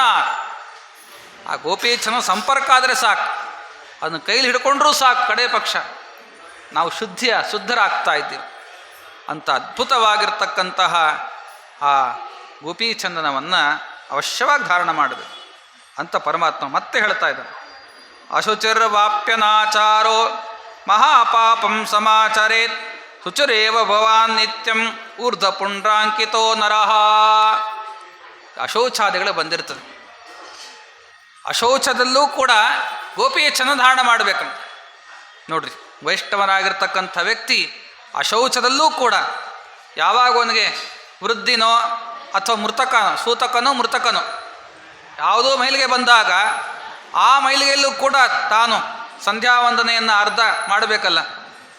ಮತ್ತು ಆಚಮನಾದಿಗಳನ್ನು ಹೇಳಿದ್ದಾರಲ್ಲ, ಅಷ್ಟನ್ನು ಮಾಡಲಿಕ್ಕಾದರೂ ಕೂಡ ತಾನು ಗೋಪೀಚಂದನ ಹಚ್ಚಿಕೊಂಡ್ರೇನೆ ಅದಕ್ಕೆ ಅರ್ಹತೆ ಬರ್ತದೆ. ಆ ಕಾಲದಲ್ಲಿ ಅವನಿಗೆ ಆ ಕರ್ಮಗಳನ್ನು ಎಷ್ಟು ಮಾಡಬೇಕು ಅಷ್ಟು ಮಾಡಲಿಕ್ಕೆ ಅಂತ ಒಂದು ಎಲಿಜಿಬಿಲಿಟಿ ಸಿಗುತ್ತದೆ. ಅಶೌಚದಲ್ಲೂ ಕೂಡ ಅಂಥ ಅಶೌಚದಲ್ಲಿಯೂ ಕೂಡ ಔರ್ದೈಕ ಕ್ರಿಯೆಗಳನ್ನು ಮಾಡಬೇಕಾದ್ರೆ ಗೋಪೀಚಂದನ ಹಚ್ಚಿಕೊಂಡು ಮಾಡಿದ್ರೇ ಆ ಪಿತೃಗಳಿಗೆ ಸದ್ಗತಿ ಆಗ್ತದೆ. ಇಲ್ಲ ಅಂತಂದರೆ ಅದು ಎಲ್ಲ ಪಾಪಮಯವಾಗ್ತದೆ ಅಂತ ಪರಮಾತ್ಮ ಆ ಶೌಚದಲ್ಲೂ ಕೂಡ ವೃದ್ಧಿಯಲ್ಲಾಗಲಿ ಅಥವಾ ಮೃತಕರಲ್ಲಾಗಲಿ ನಾವು ವಿಶೇಷವಾಗಿ ಅದನ್ನು ಹಚ್ಕೊಳ್ಳೇಬೇಕು ಅಂತ ಪರಮಾತ್ಮ ಯಾವ ಕಾಲದಲ್ಲೂ ಕೂಡ ಗೋಪೀಚನ ಹಚ್ಕೊಳ್ಳೋಕ್ಕೆ ನಿಷೇಧ ಇಲ್ಲವೇ ಇಲ್ಲ. ಹೇಗಿದೆ ಅಂದರೆ ಸಕಲ ಕಾಲದಲ್ಲೂ ಕೂಡ ಪವಿತ್ರಪೂತವಾದದ್ದು. ಗೋಪೀಚಂದನ ಹಚ್ಕೊಳ್ಳೋದು ಒಂದು ಕಡೆ ಇರಲಿ, ಆ ಗೋಪೀಚಂದನವನ್ನು ಒಬ್ಬರಿಗೆ ದಾನ ಕೊಡ್ತೀವಿ ಅಂತಂದರೆ ಏನು ಪುಣ್ಯ ಅಂತ ಪರಮಾತ್ಮ ಅಂತ ಆ ಗೋಪೀಚಂದನ ಒಂದು ಸಣ್ಣ ತುಂಡು ನಾವು ದಾನ ಕೊಡ್ತೀವಿ. ಸರ್ಷಪ ಒಂದು ಸಾಸಿವೆ ಕಾಳಷ್ಟು ಗೋಪೀಚಂದನವನ್ನಾದರೂ ಕೂಡ ನಾವು ಚೆನ್ನಾಗಿ ದಾನ ಕೊಡ್ತೀವಿ ಅಂದರೆ ಏನು ಪುಣ್ಯ ಅಂದರೆ ಇಡೀ ಬ್ರಹ್ಮಾಂಡವನ್ನೇ ದಾನ ಮಾಡಿದ್ರೆ ಏನು ಪುಣ್ಯ ಬರಬೇಕು, ಆ ಸಣ್ಣ ಸಾಸಿವೆ ಕಾಳಷ್ಟು ಗೋಪೀಚಂದನವನ್ನು ತುಂಡನ್ನು ದಾನ ಮಾಡಿದ್ರೆ ಅಂಥ ಪುಣ್ಯ ನಮಗೆ ಲಭಿಸ್ತಾ ಇದೆ ಅಂತ ಪರಮಾತ್ಮ ಹೇಳ್ತಾನೆ. ಇಷ್ಟು ದೊಡ್ಡ ಪುಣ್ಯವನ್ನು ಕೊಡ್ತಕ್ಕಂಥದ್ದು ಗೋಪೀಚಂದನ ದಾನ ಮಾಡೋದ್ರಿಂದ. ಇನ್ನು ಗೋಪೀಚಂದನ ಮೈಮೇಲೆ ಹಚ್ಕೊಳ್ತಾನೆ ಅಂದರೆ ಇಂಥ ಪುಣ್ಯ ಇರಬೇಡ, ಅದಕ್ಕೆ ಸದಾಕಾಲ ಧಾರಣೀಯವಾಗಿರ್ತಕ್ಕಂಥದ್ದು ಗೋಪೀಚಂದನ. ಗೋಪೀಚಂದನ ಇಲ್ಲದೇನೆ ನಾವೆಂದೆಂದಿಗೂ ಕೂಡ ಕರ್ಮಗಳನ್ನು ಮಾಡಲಿಕ್ಕೆ ಹೋಗಬಾರ್ದು. ಮಾಡಿದ್ರೆ ಶ್ರಾದ್ದ ಮಾಡಿದ್ರಂತೂ ಅದೇನಾಗ್ತದೆ, ಶ್ರಾದ್ದಘಾತವಾಗ್ತದೆ ಅಂತ ಹೇಳ್ತಾರೆ. ಅದಕ್ಕೋಸ್ಕರ ಸದಾಕಾಲ ಗೋಪೀಚಂದನ ಇದ್ರೇ ನಮಗೆ ಶುಚಿ. ಆ ಗೋಪೀಚಂದನ ಹಚ್ಚಿಕೊಂಡು ಮಾಡ್ತಕ್ಕಂಥ ಕರ್ಮಗಳು ಫಲಪ್ರದವಾಗ್ತದೆ. ಇಲ್ಲ ಅಂತಂದರೆ ಅದು ಪಾಪಮಯ ಅಂತ ಅನಿಸ್ಕೊಳ್ತಾ ಇದೆ ಅಂತ ಪರಮಾತ್ಮ ಮೇಲಿಂದ ಮೇಲೆ ಹೇಳ್ತಾ ಇದ್ದಾನೆ. ನನ್ನ ಭಕ್ತರು ನನಗೆ ಪ್ರೀತ್ಯಸ್ಪದರು ಅಂತ ಅನಿಸ್ಕೋಬೇಕಾದ್ರೆ ಪರಮಾತ್ಮ ಅಂತ ನನ್ನ ಪ್ರೀತಿಗೆ ಪಾತ್ರರು ಅಂತ ನೀವು ಅನಿಸ್ಕೋಬೇಕಾದ್ರೆ ನೀವು ಗೋಪೀಚಂದನ ಹಚ್ಕೊಳ್ರಿ. ಮತ್ಪ್ರಿಯಾರ್ಥಂ ಶುಭಾರ್ಥಂ ವ ರಕ್ಷಾರ್ಥಂ ಚತುರಾನನ ಮತ್ಪೂಜಾ ಹೋಮಕೆ ಚೈವ ಸಾಯಂ ಪ್ರಾತಃ ಸಮಾಹಿತಃ ಮದ್ಭಕ್ತೋ ಧಾರಯೇನ್ ನಿತ್ಯಂ ಊರ್ಧ್ವಪುಂಡ್ರಂ ಭಯಾವಹಂ. ಪರಮಾತ್ಮ ಅಂತ ಇದ್ದಾನೆ, ನನ್ನ ಪ್ರೀತಿಗೋಸ್ಕರ ಆದರೂ ಹಚ್ಕೊಳ್ರು ಅಂತ ಕಡೆಗೆ. ನನ್ನ ಅನುಗ್ರಹ ಆಗಬೇಕಾ ನಿಮಗೆ, ಅವಶ್ಯವಾಗಿ ಹಚ್ಕೊಳ್ರಿ. ಇದರಿಂದ ನಾನು ನಿಮ್ಮ ಮೇಲೆ ಅನುಗ್ರಹವನ್ನು ಮಾಡ್ತಾ ಇದ್ದೀನಿ. ಯಾಕೆಂದರೆ ನನ್ನ ಪಾದಧೂಳಿ ನಿಮ್ಮ ಹಣೆ ಮೇಲೆ ಇತ್ತು ಅಂದರೆ ರಕ್ಷಣಾರ್ಥಂ ಸದಾಕಾಲ ನಿಮ್ಮ ರಕ್ಷಣೆ ಮಾಡ್ತದೆ. ಆ ಗೋಪೀಚಂದನ ಹಚ್ಕೊಂಡು ಹೋದರೆ ಸಾಕು, ನಮಗೆಲ್ಲದರಿಂದಲೂ ರಕ್ಷಣೆ. ಶತ್ರುಗಳಿಂದ, ಅಂತಃಶತ್ರು, ಬಹುಶತ್ರು ಹೇಳಿದ್ರಲ್ಲ ಹಿಂದೆ, ರಾಕ್ಷಸರು, ಪಿಶಾಚಗಳು, ಪ್ರೇತಗಳು, ಇದೆಲ್ಲದಿಂದಲೂ ಕೂಡ ನಮಗೆ ರಕ್ಷಣೆ ಸಿಗೋದು ಯಾವಾಗ ಅಂದರೆ ಗೋಪೀಚಂದನ ಹಚ್ಕೊಂಡಾಗ. ಆ ಗೋಪೀಚಂದನ ಹಚ್ಕೊಂಡು ಹೋಗ್ತಾ ಇದ್ದರೆ ಯಾವ ದುಷ್ಟಶಕ್ತಿಗಳು ನಮ್ಮ ಹತ್ರ ಬರೋದಿಲ್ಲ. ಅಂಥ ಉತ್ತಮವಾಗಿರ್ತಕ್ಕಂತಹ ಆ ಗೋಪೀಚಂದನವನ್ನು ನನ್ನ ಪ್ರೀತಿಗೋಸ್ಕರವಾಗಿ ಹಚ್ಕೊಳ್ರಿ ಅಂತ ಪರಮಾತ್ಮ ಹೇಳ್ತಾ ಇದ್ದಾನೆ. ಮತ್ತು ಪೂಜಾ ಹೋಮಕ್ಕೆ, ದೇವರ ಪೂಜಾ ಕಾಲದಲ್ಲೂ ಅಷ್ಟೇ, ಹೋಮ ಮಾಡಬೇಕಾದ್ರೂ ಅಷ್ಟೇ, ಶ್ರಾದ್ದಾದಿಗಳನ್ನು ಮಾಡಬೇಕಾದ್ರೂ ಅಷ್ಟೇ, ಎಲ್ಲ ಕಾಲದಲ್ಲೂ ಕೂಡ ನನ್ನ ಭಕ್ತರು ಅಂತ ನೀವು ಕರೆಸ್ಕೋಬೇಕಾದ್ರೆ ನನ್ನ ಒಂದು ಪಾದಧೂಳಿಯ ವಿಭೂತಿ ರೂಪ ಯುಕ್ತವಾಗಿರ್ತಕ್ಕಂಥ ಗೋಪೀಚಂದನವನ್ನು ಹಚ್ಕೊಳ್ರಿ. ಊರ್ಧ್ವಪುಂಡ್ರಧರೋ ಮರ್ತ್ಯ ಮ್ರೀಯತೆ ಅತಿ ಕುತ್ರಚಿತ್ ಶ್ವಪಾಕೋಪಿ ವಿಮಾನಸ್ಥೋ ಮಮ ಲೋಕೋ ಮಹೀಯತೆ ಮಮ ಲೋಕೆ ಮಹೀಯತೆ. ಪರಮಾತ್ಮ ಅಂತ ಶ್ವಪಾಕ, ನಾಯಿಯನ್ನು ತಾನು ಹತ್ಯೆ ಮಾಡಿ ತಿಂತಕ್ಕಂಥ ಒಬ್ಬ ವ್ಯಕ್ತಿಯೂ ಕೂಡ ನನ್ನ ಭಕ್ತನಾಗ್ತಾನೆ ಯಾವಾಗ ಗೋಪೀಚಂದನಾದಿಗಳನ್ನು ಧಾರಣೆ ಮಾಡಿದ. ಯಾರು ಊರ್ಧ್ವಪುಂಡ್ರವನ್ನು ಹಚ್ಕೊಂಡಿರ್ತಕ್ಕಂಥ ವ್ಯಕ್ತಿಗಳಿದ್ದಾರಲ್ಲ, ಮತ್ತೆ ಯದಸ್ಯ ಅನುಷ್ಣುತೆ ತದಾ ಪ್ರವಿಶ್ವಿಂಶತ್ ಕುಲಸ್ಥಸ್ಯಾಹ ನರಕಾದ್ ಉದ್ಧರಾಮ್ಯಹಂ. ಇನ್ನು ಅಡುಗೆ ಮಾಡಬೇಕಾದ್ರೆ ಯಾರು ಗೋಪೀಚಂದನ ಹಚ್ಕೊಂಡಿಲ್ವೋ ಅವರು ಮಾಡಿರ್ತಕ್ಕಂಥ ಅಡುಗೆ ಅಂತಿಂದರೆ ನಾವಷ್ಟೇ ಇಲ್ಲ, ನಮ್ಮೆಲ್ಲ 21 ಕುಲವೂ ಕೂಡ ನರಕದಲ್ಲಿ ವಾಸ ಮಾಡ್ತಾರಂತ. ಗೋಪೀಚಂದನ ಹಚ್ಕೊಳ್ಳದೆ ಅಡುಗೆ ಮಾಡಿದರೆ ಆ ಅಡುಗೆಯನ್ನು ನಾವು ತಿಂದರೆ ನಮಗಿಂಥ ದುರ್ಗತಿ ಆಗ್ತದೆ. ನಮಗಷ್ಟೇ ಇಲ್ಲ, ನಮ್ಮ ಪಿತೃಗಳಿಗೂ ಅಷ್ಟೆ. ಅದೇ ಗೋಪೀಚಂದನ ಹಚ್ಚಿಕೊಂಡು ಸ್ತ್ರೀಯರು ಗಮನಿಸ್ಬೇಕು ಇದನ್ನು ವಿಶೇಷವಾಗಿ. ನಾವು ಅಡುಗೆ ಮಾಡಬೇಕಾದ್ರೆ ಮೊದಲಿಗೆ ಗೋಪೀಚಂದನ ಹಚ್ಚಿಕೊಂಡು ಮಾಡಬೇಕು, ಆಗ ಅಡುಗೆಯೂ ಕೂಡ ಶುದ್ಧವಾಗ್ತದೆ. ಯಾರಿಗೆ ಹಾಕ್ತೀವೋ ಆ ಪಾಪ ವಿಶೇಷವಾಗಿ ನಮಗೆ ಬರಲಿಕ್ಕೆ ಸಾಧ್ಯ. ನಮ್ಮೆಲ್ಲ ಪಿತೃಗಳು ಕೂಡ ಉದ್ಧತರಾಗ್ತವೆ. ಆ ಕಾರಣಕ್ಕಾದರೂ ಕೂಡ ನಾವು ಗೋಪೀಚಂದನ ಹಚ್ಚಿಕೊಂಡು ಮನೆಯ ಅಡುಗೆ ಮಾಡೋದು, ಮನೆಯ ಕೆಲಸಗಳನ್ನು ಮಾಡಲಿಕ್ಕೆ ಅಂತ ಮೊದಲಿಗೆ ಆ ಗೋಪೀಚಂದನೆ LGBT ಅರ್ಹತೆ, ಅದನ್ನು ನಾವು ಹಚ್ಕೋಬೇಕು ಅಂತ ಪರಮಾತ್ಮ ಮತ್ತೆ ಹೇಳ್ತಾ ಇದ್ದಾನೆ. ಮರ್ತ್ಯ ಯದಸ್ಯ ಅನ್ನಮಷ್ಟುತೆ. ಅದೇ ಗೋಪೀಚನ ಹಚ್ಕೊಂಡಿರ್ತಕ್ಕಂಥ ಒಬ್ಬ ವ್ಯಕ್ತಿ ಅಡುಗೆ ಮಾಡಿ ಹಾಕಿದ್ರೆ ನಿಮ್ಮ ಪಿತೃಗಳೆಲ್ಲ ಉದ್ಧಾರ ಆಗಿಬಿಡ್ತಾರಂತ. ಅವ್ರ ಅನ್ನ ತಿಂದಿದ್ದಕ್ಕೆ, ಆ ವೈಷ್ಣವರ ಅನ್ನವನ್ನು ತಿಂದಿದ್ದಕ್ಕೆ ನಮ್ಮೆಲ್ಲ ಪಿತೃಗಳು ಕೂಡ ಉದ್ಧತರಾಗ್ತಾರೆ. ವಿಕ್ಷಾದರ್ಶೆ ಜಲೇ ವಾಪಿ ಯೋ ವಿದ್ಯಾದ ಪ್ರಯತ್ನತಃ ಊರ್ಧ್ವಪುಂಡ್ರಂ ಮಹಾಭಾಗ ಸಯಾದಿ ಪರಮಾಂ ಗತಿಂ. ಕಡೆ ಪಕ್ಷ ಅಲಂಕಾರ ಮಾಡ್ಕೊತಾರಲ್ಲ, ಮತ್ತೆ ಅಲಂಕಾರ ಮಾಡ್ಕೋಬೇಕಾರಲ್ಲ ಕನ್ನಡಿ ನೋಡ್ಕೊಂಡು ಚೆನ್ನಾಗಿ ಹಚ್ಕೊಳ್ತಾರೆ, ಪೌಡ್ರ್ ಹಚ್ಕೊತಾರೆ, ಇನ್ನೇನು 28 ಹಚ್ಕೊತಾರೆ. ಹಚ್ಕೊಂಡು ನಾ ಚೆನ್ನಾಗಿದ್ದೀನಿ ಅಂತ ಸಂತೋಷ ಪಡ್ತಾರಲ್ಲ, ಅದನ್ನೇ ಪರಮಾತ್ಮ ಹೇಳ್ತಾನೆ. ಕಡೆ ಪಕ್ಷ ನಿಮ್ಮ ಮೈ ಮೇಲೆ ಅಲಂಕಾರ ಅಂತಾದರೂ ಕೂಡ ಹಚ್ಕೊಳ್ರಿ ಇದನ್ನು. ನಾನು ಕನ್ನಡಿ ನೋಡಿಕೊಂಡು ನೀವು ಚೆನ್ನಾಗಿ ಗೋಪಿ ಚೆನ್ನಾದರೂ ಕೂಡ ಅನ್ನ ನೋಡ್ಲಿಕ್ಕಾದರೂ ಚಂದ ಕಾಣಲಿ ಅಂತಾದರೂ ಹಚ್ಕೊಳ್ರಿ. ಅಷ್ಟು ಮಾಡಿದ್ರೂ ಸಾಕು, ನಾನು ನಿಮ್ಮ ಮೇಲೆ ಅನುಗ್ರಹ ಮಾಡ್ತೀನಿ. ಹಾಗಿದ್ರೆ ಅಲಂಕಾರಕ್ಕೋಸ್ಕರ ಆದರೂ ಕೂಡ ಆ ಗೋಪಿ ಚಂದನ್ನು ಹಚ್ಕೊಳ್ರಿ ಅಂತ ಪರಮಾತ್ಮ ಅಷ್ಟು ನಮಗೆ ಬಹಳ ಸುಲಭವಾಗಿ ಹೇಳ್ತಾನೆ. ನಿಮ್ಗೆ ಅಲಂಕಾರಕ್ಕೋಸ್ಕರ ಆದರೂ ಕೂಡ ಚೆನ್ನಾಗಿ ನನ್ನ ಆದರ್ಶವನ್ನು, ಆದರ್ಶ ಅಂದರೆ ಕನ್ನಡಿಯನ್ನು ನೋಡಿಕೊಂಡು ಹಚ್ಕೊಳ್ರಿ. ಅಷ್ಟು ಮಾಡಿದ್ರೂ ಸಾಕು, ನಿಮ್ಮ ಮೇಲೆ ಅನುಗ್ರಹವನ್ನು ಮಾಡ್ತಕ್ಕಂಥವನಾಗಿದ್ದೀನಿ ಅಂತ ದೇವರು ಹೇಳ್ತಾ ಇದ್ದ. ಹೀಗೆ ಊರ್ಧ್ವಪುಂಡ್ರ ಮಹಾಭಾಗ ಸಯಾತಿ ಪರಮಾಂ ಗತಿಂ. ಅಷ್ಟಾದರೂ ಹಚ್ಕೊಂಡ್ರೂ ಸಾಕು, ನನ್ನ ಅನುಗ್ರಹ ಪೂರ್ಣವಾಗಿ ನಿಮಗಿರ್ತದೆ. ಗೋಪೀಚನ್ನು ಹಚ್ಕೋಬೇಕಲ್ಲ, ಮತ್ತೆ ಹೇಗೆ ಹಚ್ಕೋಬೇಕು? ಅನಾಮಿಕ ಅಂತ. ಅನಾಮಿಕ ಅಂದರೆ ಇದು ಅಂಗುಷ್ಟ, ಇದು ಅನಾಮಿಕ. ಈ ಬೆರಳಿಂದ ಗೋಪೀಚನನ್ನು ಹಚ್ಕೋಬೇಕು ಅಂತ ಪರಮಾತ್ಮ ಇಲ್ಲಿ ಪ್ರಮಾಣ ಹೇಳ್ತಾ ಇದ್ದಾನೆ. ಯಾವ ಬೆರಳಿಂದ ಹಚ್ಕೋಬೇಕು ಅಂತ ಕೆಲವರು ಕೇಳ್ತಾರೆ. ಅನಾಮಿಕ ಶಾಂತಿದೋಕ್ತ ಮಧ್ಯಮ ಉಷ್ಕರೀ ಭವೇತ್. ಒಂದು ಅನಾಮಿಕ, ಬೇರೆ ಬೆರಳಲ್ಲಿ ಹಚ್ಕೊಂಡ್ರೂ ಕೂಡ ಅದಕ್ಕೆ ಬೇರೆ ಬೇರೆ ರೀತಿಯಾದ ಫಲ ಇದೆ ಅಂತ ಪರಮಾತ್ಮ ಅಂತ. ಅನಾಮಿಕ ಅಂದರೆ ಈ ಬೆರಳು, ಅಂದರೆ ತೋರು ಬೆರಳು. ಆ ತೋರು ಬೆರಳಿಂದ ನಾವು ಹಚ್ಕೊಂಡ್ರೆ ವಿಶೇಷವಾಗಿ ನಮಗೆ ಶಾಂತಿದೋಕ್ತ, ವಿಶಿಷ್ಟವಾಗಿ ನಮಗೆ ಶಾಂತಿ, ದೇವರಲ್ಲಿ ವಿಶಿಷ್ಟವಾಗಿರ್ತಕ್ಕಂತಹ ಭಕ್ತಿ ಶ್ರದ್ಧೆಗಳನ್ನು ಉಂಟು ಮಾಡ್ತದೆ ಈ ಬೆರಳಿಂದ ಗೋಪೀಚಂದನ್ನು ಹಚ್ಕೊಳ್ಳೋದ್ರಿಂದ. ಒಂದು. ಎರಡನೇದು ಮತ್ತೆ ಮಾಧ್ಯಮಿಕ ಅಂತ. ಮಾಧ್ಯಮ ಅಂತಂದರೆ ಇದು ಮಧ್ಯದ ಬೆರಳು. ಆ ಮಧ್ಯದ ಬೆರಳಿಂದ ನಾವು ಹಚ್ಕೊಳ್ತೀವಿ ಅಂತಂದರೆ ವಿಶೇಷವಾಗಿ ಮಧ್ಯಮ ಉಷ್ಕರೀ ಭವೇತ್. ಒಳ್ಳೆ ರೀತಿಯಾಗಿರ್ತಕ್ಕಂತಹ ವಿಶಿಷ್ಟವಾದ ಆ ನಮಗೆ ಐಶ್ವರ್ಯವನ್ನು ಕೊಡ್ತದೆ ಮಧ್ಯಮ ಬೆರಳಿಂದ ಹಚ್ಕೊಂಡ್ರೆ. ಅಂಗುಷ್ಟ ಪುಷ್ಟಿದ ಪ್ರೋಕ್ತ. ಅಂಗುಷ್ಟ ಅಂದರೆ ಹೆಬ್ಬೆರಳು. ಹೆಬ್ಬೆರಳಿಂದ ಹಚ್ಕೊಂಡ್ರೆ ನಮಗೆ ಒಳ್ಳೆ ಆರೋಗ್ಯ ಬರ್ತದಂತೆ. ಮತ್ತೆ ಜೊತೆಗೆ ಮತ್ತೆ ಪ್ರೋಕ್ತ ತರ್ಜಿನಿ ಮೋಕ್ಷದಾಯಿನಿ. ವಿಶೇಷವಾಗಿ ತರ್ಜಿನಿ ಅಂತ. ತರ್ಜಿನಿ ಅಂತಂದರೆ ಅದು ಮತ್ತೆ ಇದು ಈ ಬೆರಳು. ಅದನ್ನು ಹಚ್ಕೊಂಡ್ರೆ ನಮ್ಮ ಮೋಕ್ಷದಾಯಿನಿ, ಮೋಕ್ಷವನ್ನು ಕೊಡಿಸ್ತಕ್ಕಂಥದ್ದಾಗ್ತದೆ ಅಂತ. ಈ ರೀತಿಯಾಗಿ ಆ ಬೆರಳುಗಳಿಗೆ ಯಾವ್ಯಾವ ಬೆರಳಿಂದ ಏನೇ ಹಚ್ಕೊಂಡ್ರೆ ನಮಗೆ ಏನೇನು ಫಲ ಆಗುತ್ತೆ ಅಂತ ಪರಮಾತ್ಮ ಕೂಡ ನಮಗೆ ತಿಳಿಸಿದ್ದಾನೆ. ಗೋಪೀ ಚಂದನ ಖಂಡಂತು ಯೋದದಾತೆ ಚ ವೈಷ್ಣವೇ ಕುಲಮಷ್ಟೋತ್ತರಂ ತೇನ ತಾರಿತಂ ವೈ ಭವೇಚ್ಛಯಂ. ಈ ಪಿತೃಗಳೆಲ್ಲೋ ಪಾಪ ನರಕಲ್ಲಿ ಬಿದ್ದಿರ್ತಾರೆ. ಪಿತೃಗಳ ಶಾಪ ಅಂತ ಪಾಪ ಜ್ಯೋತಿಷರು ಹೇಳ್ಬಿಟ್ಟಿರ್ತಾರೆ. ನೀವು ಮಾಡೋದು ಏನು ಮಾಡ್ಲಿಕ್ಕೆ ಹೋಗ್ಬಿಡಿ, ಸಿಂಪಲ್ ಉಪಾಯ ಹೇಳ್ತಾನೆ ಪರಮಾತ್ಮ.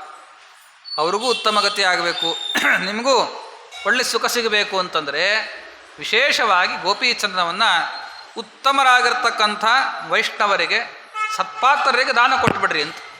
ಹೀಗೆ ದಾನ ಕೊಟ್ಟರೆ ಅವರ 108 ಕುಲಗಳನ್ನು ಉದ್ಧಾರ ಮಾಡುತ್ತೆ ಅಂತ ಪರಮಾತ್ಮ ಅಂತ ಇದ್ದಾನೆ. ಕುಲಂ ಅಷ್ಟೋತ್ತರಂ ತೇನ. 108 ಕುಲ, 108 ತಲೆಗಳು ಅಂತ. ಹಿಂದಿನ 108 ತಲೆಗಳನ್ನು ಕೂಡ ನಾನು ಉದ್ಧಾರ ಮಾಡ್ತೀನಿ. ಯಾವಾಗ? ಗೋಪೀಚಂದನವನ್ನು ವೈಷ್ಣವರಿಗೆ ದಾನವನ್ನು ಮಾಡಿದಾಗ ಅಂತ ಉತ್ತಮವಾಗಿರ್ತಕ್ಕಂಥ ಫಲ ದೇವರು ಆ ಉಪಾಯವನ್ನು ಹೇಳಿದ್ದಾನೆ.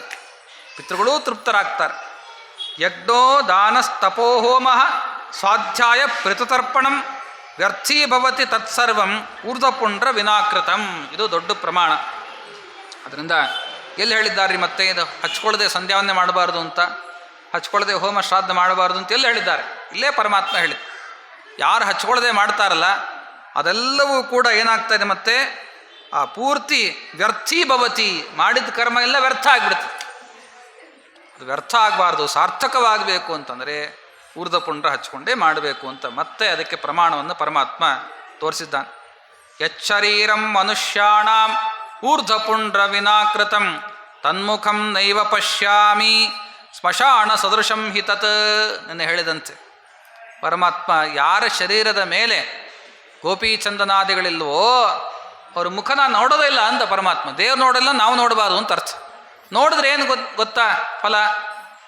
ಸ್ಮಶಾನ ಸದೃಶಂ ಮುಖಂ ಅಂತ. ಅಷ್ಟು ಅಪವಿತ್ರತಮವಾಗಿರ್ತಕ್ಕಂಥ ಮುಖ ಅವರದ್ದು ಅಂತ ಈ ರೀತಿಯಾಗಿ ತಿಳಿಸಿದ್ದಾರೆ. ಒಟ್ಟಾರೆ ನಮ್ಮ ಸನಾತನ ಧರ್ಮದಲ್ಲಿ ನಾವು ಹಣೆ ಮೇಲೆ ಏನಾದರೂ ಇರಲೇಬೇಕು. ಹಣೆ ಬರೀ ಹಣೆ ಇತ್ತು ಅಂತಂದರೆ ಅದು ಕೇವಲ ಅದು ಅಪವಿತ್ರತಮರಾಗಿರ್ತಕ್ಕಂಥವ್ರ ಲಕ್ಷಣ ಅಷ್ಟೆ. ಅವ್ರು ನೋಡಿದ್ರೆ ನಾವು ಪಾಪ ಬರ್ತದಂತೆ. ಬರೀ ಹಣೆಯಲ್ಲಿರ್ತಕ್ಕಂಥವ್ರು ನೋಡಿದ್ರೆ ಪಾಪ ಬರ್ತಂತೆ. ಆದ್ದರಿಂದ ಪುರುಷರಾಗಲಿ ಸ್ತ್ರೀಯರಾಗಲಿ, ಪುರುಷರು ಕುಂಕುಮಾದಿಗಳನ್ನು ಹಚ್ಕೋಬೇಕು, ಸ್ತ್ರೀಯರು ಕುಂಕುಮಾದಿಗಳನ್ನು ಹಚ್ಕೋಬೇಕು, ಪುರುಷರು ಊರ್ಧ್ವಪುಂಡ್ರಾದಿಗಳನ್ನು ಹಚ್ಕೋಬೇಕು. ಒಟ್ಟಾರೆ ಯಾವುದೇ ಧರ್ಮ ಆಗಲಿ ಮತ್ತು ಸನಾತನ ಧರ್ಮ ಅಂತಾದಾಗ ಅಲ್ಲಿ ಉಪವಿಭಾಗಗಳೇನಿದ್ದಾವೋ ಎಲ್ಲರೂ ಕೂಡ ರಿಕ್ತ ಹಣೆ, ಬರೀ ಹಣೆಯಲ್ಲಿ ಇರಬಾರ್ದು. ಇದ್ದರೆ ಮತ್ತೇನಾಗ್ತದೆ? ನಮ್ಮೆಲ್ಲ ಕರ್ಮಗಳು ಕೂಡ ನಿಷ್ಫಲ ಅಂತಾಗುತ್ತೆ. ನಾವೆಷ್ಟೋ ಕಷ್ಟಪಟ್ಟು ನಾವು ಉಪವಾಸ, ವ್ರತ, ಪ್ರದಕ್ಷಿಣೆ, ನಮಸ್ಕಾರ ಎಲ್ಲ ಮಾಡ್ತೀವಿ, ನಮ್ಮೆಲ್ಲ ದುಃಖ ನಿವೃತ್ತಿ ಆಗಲಿ, ಸಂಸಾರದಲ್ಲಿ ಸುಖ ಸಿಗಲಿ ಅಂತ.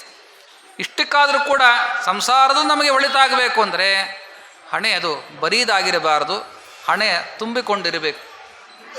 ಪುರುಷರಾಗಲಿ ಸ್ತ್ರೀಯರಾಗಲಿ ಅಂಥವ್ರು ನೋಡಿದ್ರೂ ನಮಗೆ ಪಾಪ ಬರ್ತದೆ. ಅವರು ಪುಣ್ಯತಮರಾಗಬೇಕು ಅಂದರೆ ಹಣೆ ಮೇಲೆ ಸ್ತ್ರೀಯರು ಕುಂಕುಮಾದಿಗಳನ್ನು ಗೋಪೀಚಂದನ ಹಚ್ಚಿಕೊಂಡು ಆಮೇಲೆ ಕುಂಕುಮಾದಿಗಳನ್ನು ಧಾರಣ ಮಾಡಬೇಕು. ಪುರುಷರಂತೂ ಗೋಪೀಚಂದನಾದಿಗಳನ್ನು ಹಚ್ಚಿಕೊಂಡಿರಬೇಕು. ಹೀಗಿದ್ದರೆ ಅವ್ರ ಮುಖ ನೋಡಲಿಕ್ಕೆ ಅಂತ ಅರ್ಹತೆ. ಇಲ್ಲ ಅಂದರೆ ನೋಡಲೂಬಾರ್ದಂತ. ಯಾಕಂದ್ರೆ ದೇವರಂತಾನೆ, ನಾನು ಅವ್ರ ಮುಖ ನೋಡೋದಿಲ್ಲ ಅಂತ. ನಾನು ಅವ್ರನ್ನ ಮುಖ ನೋಡೋದಿಲ್ಲ, ದೇವರೇ ನೋಡಲ್ಲ ನಮ್ಮನ್ನೇ ಅಂದರೆ ಇನ್ನು ಗುರುಗಳೇನು ನೋಡ್ತಾರೆ? ಮತ್ತೆ ದೇವರೇ ನೋಡ್ತಾ ಇಲ್ಲ, ನಾವ್ಯಾಕೆ ನೋಡಲಿ ಅಂತ ರಾಯರಂತಾರೆ.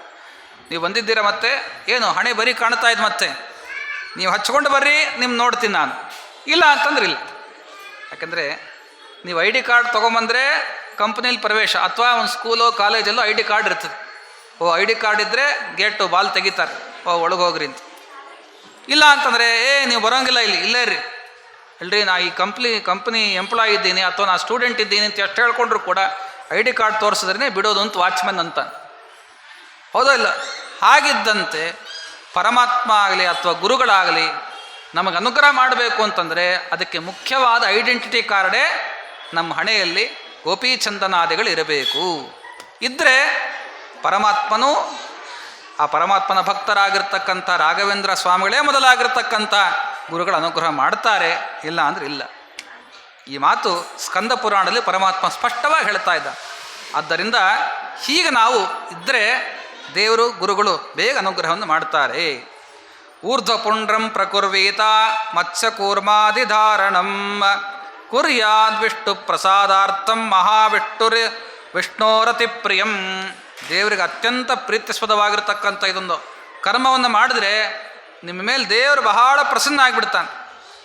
ಆದ್ದರಿಂದ ದೇವರಂತಾನೆ. ಮತ್ತೆ ಇದೆಲ್ಲ ಹೇಗಿರ್ಬೇಕು? ಮತ್ತೆ ಒಂದಂತೂ ಆ ಆಕೃತಿ ದ್ವಾದಶ ಪುಂಡ್ರಗಳನ್ನು ಧಾರಣ ಮಾಡಬೇಕಾದ್ರೆ ಹಣೆಯಲ್ಲಿ ಊರ್ಧ್ವಪುಂಡ್ರ ಅಂತ, ಊರ್ಧ್ವ ಅಂದರೆ ಮೇಲಿರಬೇಕಂತ, ಚೆನ್ನಾಗಿ ತೀಡಬೇಕಂತ.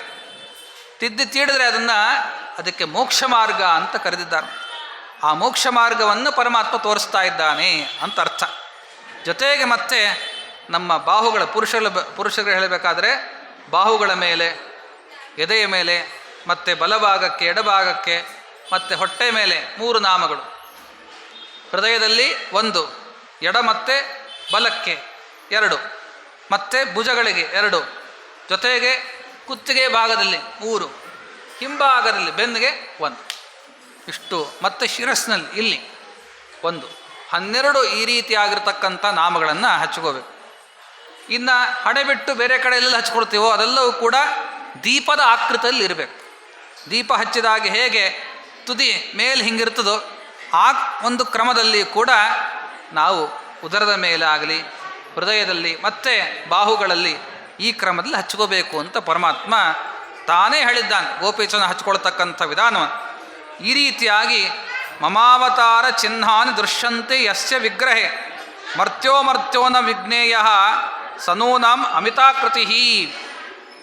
ದೇವತೆಗಳು ಅಷ್ಟೇ ನಮಗೆ ಅನುಗ್ರಹ ಮಾಡಬೇಕು ಅಂತಂದರೆ ಯಾರು ದೇವತೆಗಳೆಲ್ಲ ನೋಡ್ತಾರಂತೆ ಇವನು ಹೆಂಗಿದ್ದಾನೆ ಅಂತ.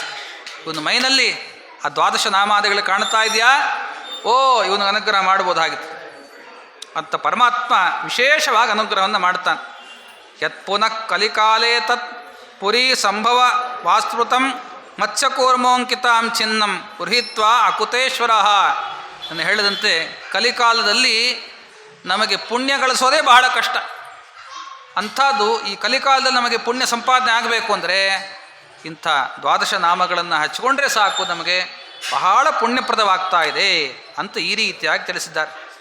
ದೇಹೇ ತಸ್ಯ ಪ್ರವೃಷ್ಟಿಮಾನ್ ಜಾನೀಹಿ ತ್ರಿದಶೋತ್ತಮಂ ತಸ್ಯಮೇವ ಅಂತರಂ ಕಿಂಚಿತ್ ಕತಧ್ವಂಸಾಶ್ರಯಾಚ್ಛತ. ದೇವರಂತಾನೆ ಅವರು ಮಾಡಿರ್ತಕ್ಕಂಥ ಎಲ್ಲ 32 ಪಾಪಗಳು, 32 ಪಾಪಗಳು ಅಂತ ಕೆಲವು ಇದ್ದಾವೆ ಪುರಾಣಗಳಲ್ಲಿ.